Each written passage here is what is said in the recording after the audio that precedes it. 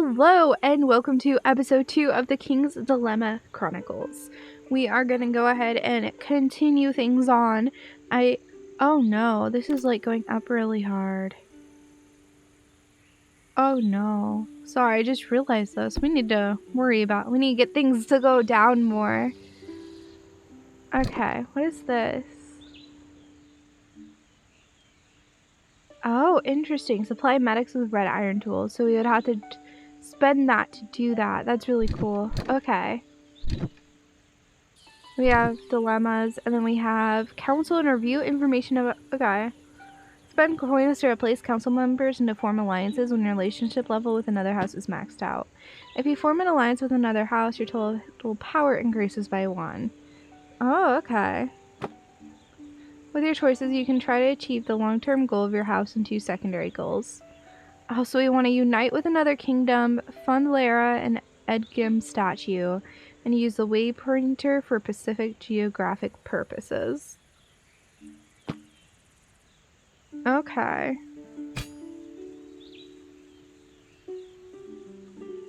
Interesting. I don't even know what these are or how to get more, but I'll figure it out.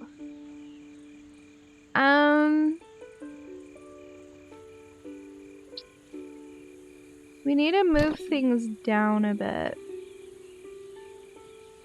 If we can move morale down, that would be ideal. And like the thing there. So both of these I want down. We'll do this one. The Ixers, a nomadic tribe living in the unclaimed lands of the Gaunt Isthmus, south of the Mark of Cran, are asking to join our kingdom. Ixers could strengthen our army. They are excellent warriors and camel drivers, able to exploit the few resources offered by their arid steppes to survive. Many, however, are distrustful of their barbaric customs. Do we welcome the tribe? They say mostly nay, which nay would move that up. That would maybe help stability. I might go against it so that we can get our morale down. The Ixer's night chance to keep many people awake, and more than once their brash and inconvenient attitudes bother our men and women alike. Ixer camel riders excel at speed and skirmishing and make an excellent vanguard for our infantry. There we go, we're getting a little more evened out. Alright. Let's see here. So we could do the Scarlet Tide, which could lower morale more. Which would be good, honestly. And then this one is knowledge, which we want to go up anyway. But we gotta be careful when we go up on things. Let's do this one. We've lost contact with the smugglers. Many think they fell prey to the Scarum raiders in the lawless mountains. Some suggest we should send a military contingent to investigate. A dangerous quest, as it could be seen as trespassing by the kingdom of Enkal, further to the north, with whom we have not had contact for decades and whose military strength is unknown. Do we send the army to investigate the smugglers' disappearance? Oh, definitely. Oh, but nay is better for my goals. We'll fight it one more time. A few days later, the corpse of one of the smugglers arrives in Torque, bound to a horse with a red iron dagger in his back, holding a letter. Your men violated our mountains. A just sentence has been passed. The gory message is imprinted in red ink with the symbol of a gauntlet, the emblem of the kingdom of Enkal. We alert the army scouts to keep an eye on these aggressive neighbors. Oh no. After we abandoned Lawrence and his smugglers to their fate, many of our merchants don't feel safe traveling outside the borders of the kingdom. Oh no, that's not good. Despite the relatively short distance, contact with the kingdom of Enkal was lost for decades. The bitter lands that divides us allows very few exchanges. And they never had much to offer anyway. Though they were a militaristic society, we considered the Enkali as inoffensive as the Scarams, nomadic tribes living in the unclaimed brown hills along our border. Yet, despite their small numbers, it seems they've become a threat thanks to red iron. They must have discovered it only recently, but they mastered its harvesting and smithing much better than we.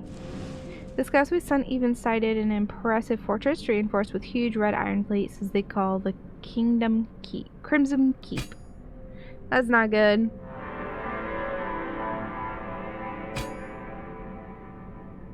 That's not good at all. Alright, we live for one more.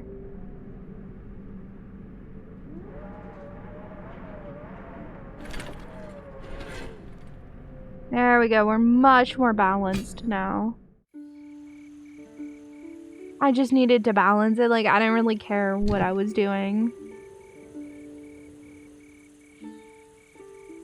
Alright. Let's go ahead and do a distant reward.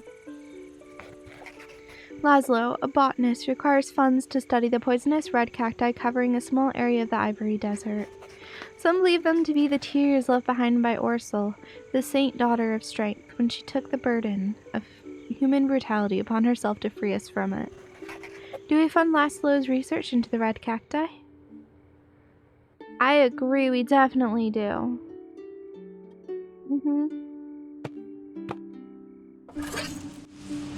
More knowledge is always a good thing. We authorize Laszlo to take some samples of the red cacti, and we provide the means for him to do so. Laszlo discovered that the cacti are very sturdy and need little water. They can grow almost anywhere, and if boiled, prove to be healthy and nutritious. Ooh. Oh no.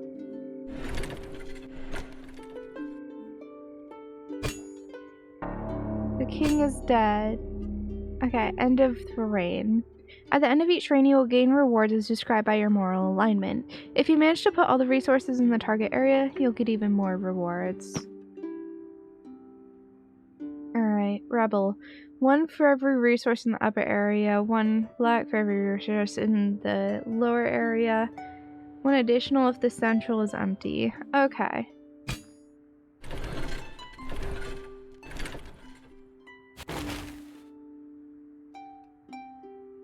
Okay. Choosing your heir. At the end of each reign, you'll have to choose the moral alignment for your heir to the head of the council. The longer the reign, the more moral alignments will be available. Extremist. 1 thing for every step between the highest and lowest resources. If maximum distance is reached, there'll be 1 for each. That's cool. I like that. Opportunist. Interesting. Opulent sounds fun too. Rebel is this one. That was really hard. Greedy.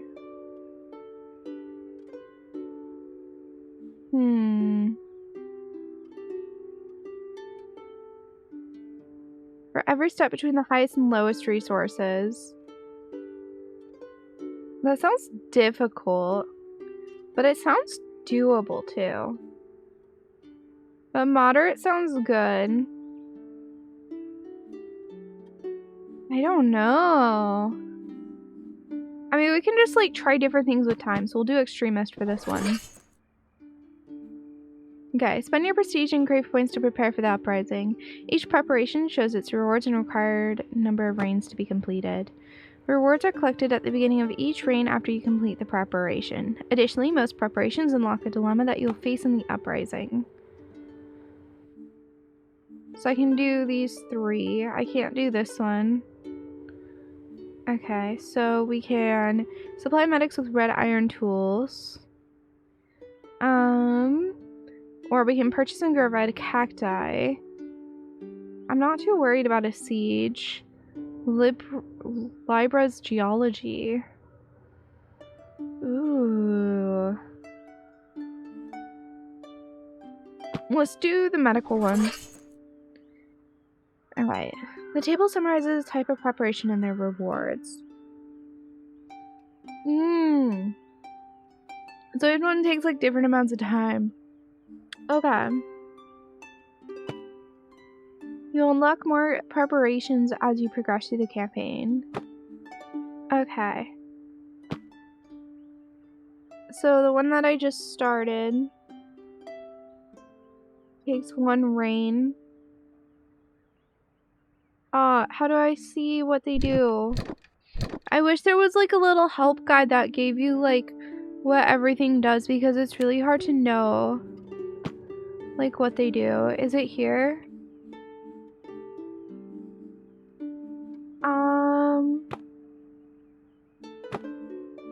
I don't know. What is this thing called again? Preparations. So is there a thing on preparations in here? Do they give you everything? Yeah, they do. Okay. Okay. But it's not giving me all the info. Ah! Okay. That's okay. I have no idea. I know it told me what they did, but I thought I could like look at it again. And I very clearly can't.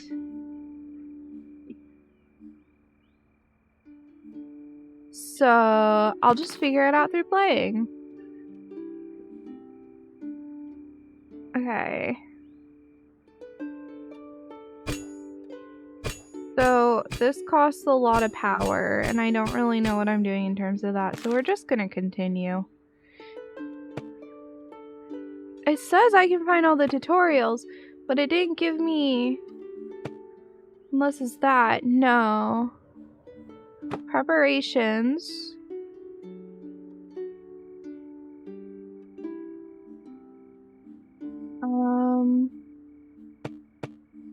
I don't know. It no make sense. It's okay, I'll get there. Okay. Whatever, I'll figure it out later. Alright, let's go ahead and resume here. Let's see. We don't have anything in here or here. What are these? Oh, that's just the... Oh, the archives. Oh, this is the history. Okay. So, a distant reward with the Ivory Desert. So, we could work on that. We could work on Iron that pierces the sky. Let's do the distant reward. That one sounds more fun to me. The caravan of scholars seeking to retrieve the golden map is constantly threatened by desert raiders and is struggling to move forward. If we don't send them military aid, they'll be forced to deviate to the city of tents to stock up on supplies and hire merchants. Do we send reinforcements to the golden map expedition? Oh, definitely. We definitely do.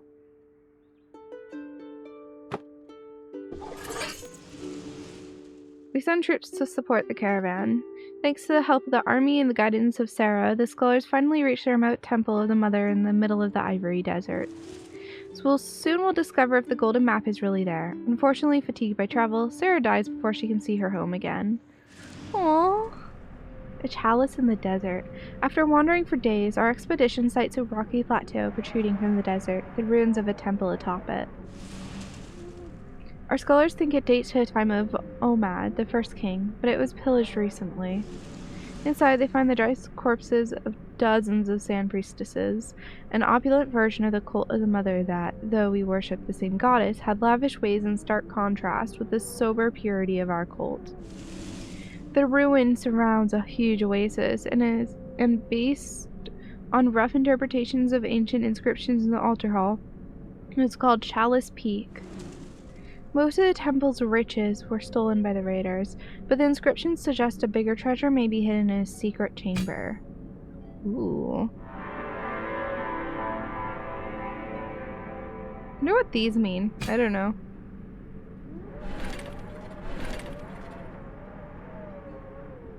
Alright. Chalice Peak. Which one? Ooh. Well, that one's... Let's do this one. Our scholar sent us a transcription of ancient text that was engraved on a wall at Chalice Peak. It suggests the Mother waged war against the Sun Empire of legend to free the world from its corruption and brought about its downfall. However, in doing so, she accidentally gave birth to a cursed black eclipse. Many think it should be dismissed as heresy. Do we verify the plausibility of the engraved text? I kind of need it to go down.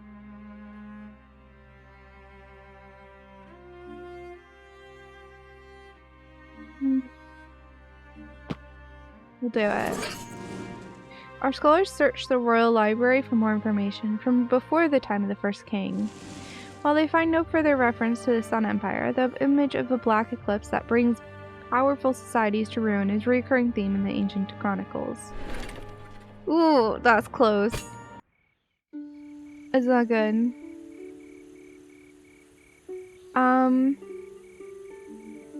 I'll do this one.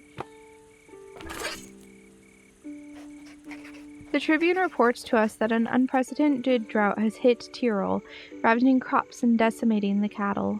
The price of bread has increased to the point that many among the poorest can't afford it. But the kingdom of Muir is offering uncannily cheap wheat. Importing it would save the poorest from starvation, but its low price is suspicious. Do we import low-priced Murian wheat? They say we do. I'm kind of thinking we go against it, especially with that. It's sus. Some people believe that our avarice might doom the poorest outcasts to starvation. The royal treasurer praises our caution, but a few others praise the council's efforts to keep the kingdom financially stable. Tilsara, Muir's offer to cheap wheat was too good to be trusted. And recent news seems to prove our wisdom. Merchants coming back from Muir claim to have seen local scholars pouring huge quantities of wheat into the Abney River, a clear indication of its poor quality. Yet, with our other duchies also hit by the drought, albeit not as dramatically, they are unable to help, and the scarcity of food in Vandus, the capital city, the mark of Tyrol, becomes a constant problem. Those living in the countryside manage to get by, feeding off the small gifts of the land, but for the poorest outcasts living in the cities of the mark, hunger is brutal. Oh no. Alright.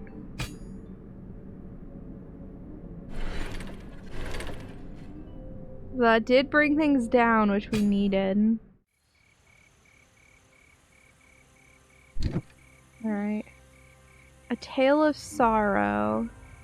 Ooh, I don't like the name of that. Let's go to the Chalice in the Desert. That one's fun. A huge collection of golden items has been found inside a secret chamber hidden within the ruins of Chalice Peak. Ancient scrolls, golden statues of the Mother Jewels, and the golden map. Some fear taking these relics away could unleash a curse upon us, but leaving them could lure many desperate fortune seekers into the desert. Do we collect only the golden map and leave the treasure behind? Oh, definitely. They say no.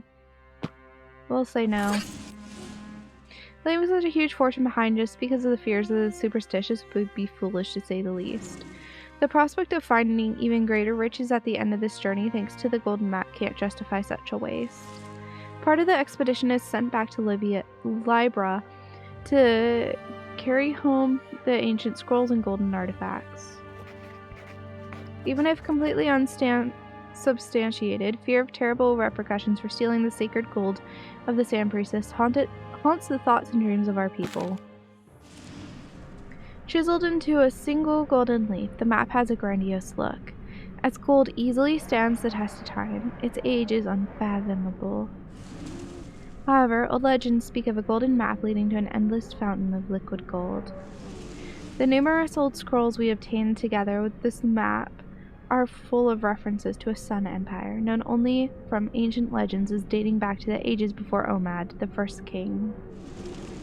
We wonder whether this is the map of the old legends, and how truthful those legends are.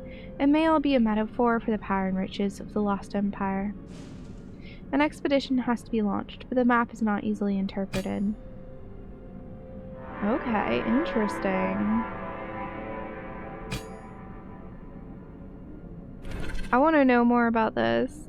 Oh, that hurts. Okay.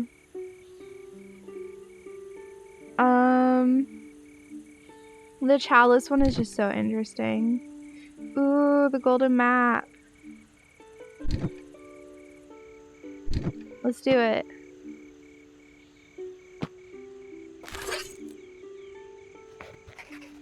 Our cartographers can't agree on how to interpret the golden map. There are two possible paths. Which route should we take? Route A or Route B? I don't really understand. Oh, so we go through here. How are we supposed to have any clue? So this is what the map looks like.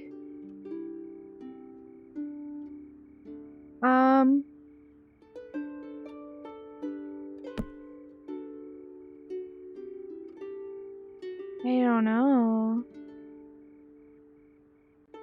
I saw the mountains really clearly on this. So it's like, I kind of want to go for mountains. I just have a feeling B is the better option. The expedition will proceed on the chosen path. The golden map leads to our expedition to a narrow passage across the Nebula Mountains. Despite its tight dimensions, the path is quite safe and the mountain range offers an impressive view. The maze explorers encounter many outlandish tribes, unusual animals, and exotic plants. They trade and learn a lot on their way, and they are bound to bring back many wonderful gifts. Still, as the expeditioners slowly move toward their final destination, they wonder if this is where the golden map was really meant to bring them. I don't know.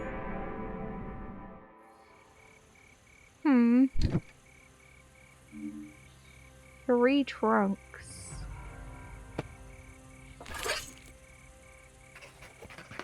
The Tribune brings us news from the people of the Three Trunks, a small village in northern Mark of Duoloc. They claim that a witch is living in the nearby Hedgehog Woods. She is rumored to be capable of weaving the laws of nature according to her will, but many fear her ways. Do we send the army to apprehend an alleged witch? They say yes, but that brings stuff up, and I don't want to bring stuff upwards. What happens when I bring it upwards? Hold on, let me double check this.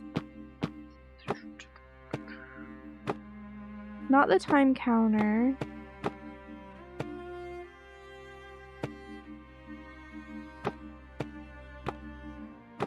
Hold on, I'm trying to figure this out to make sure I do this right. I don't want to like mess this up.